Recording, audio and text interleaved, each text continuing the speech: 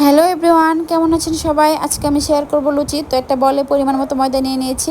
এবার দিয়ে দিব কালো জিরা, অল্প পরিমাণে চিনি, পরিমাণ মতো লবণ,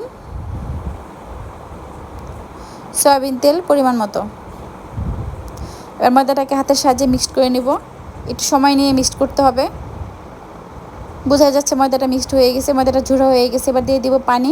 পানিটা আমি এখানে একেবারে ইউজ করব না, ধাপে ধাপে ইউজ করব। আপনারা চাইলে কি কুসুম গরম পানি ইউজ করতে পারেন, তবে আমি আজকে ঠান্ডা পানি ইউজ করব। এবার দিয়ে দিব আরও কিছু পরিমাণে পানি ময়দাটাকে ভালো করে মিক্সড করার জন্য। ময়দাটা যত বেশি মিক্সড করা হবে তত বেশি সফট হবে লুচিগুলো। ময়দা মিক্সড হয়ে গেছে। এবার হাতের সাহায্যে অল্প পরিমাণে তেল নিয়ে ময়দার উপরে দিয়ে ঢাকনা দিয়ে ঢেকে রেখে দেবো 40 মিনিটের মতো, ময়দাটাকে ভালো করে সফট করার জন্য।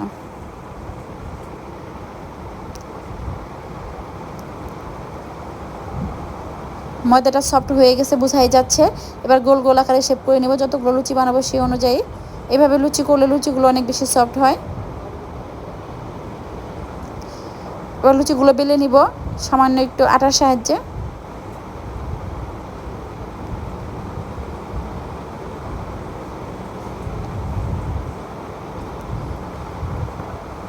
লুচিগুলো বেলা হয়ে গেছে। এবার চুলায় একটা প্যান দিয়ে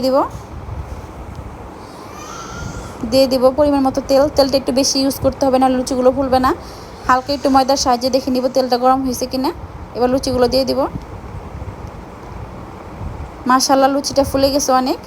এভাবে লুচি করে সকালে বা বিকেলের নাস্তায় কলিজা ভুনা, গরুর মাংস বা সেমাই পায়েসের সাথে আপনি খেতে পারেন। যদি আমার রেসিপিটা কারো ভালো লাগে অবশ্যই আমার পেজে ফলো করবেন। সবাই ভালো থাকবেন। ধন্যবাদ। আসসালামু আলাইকুম।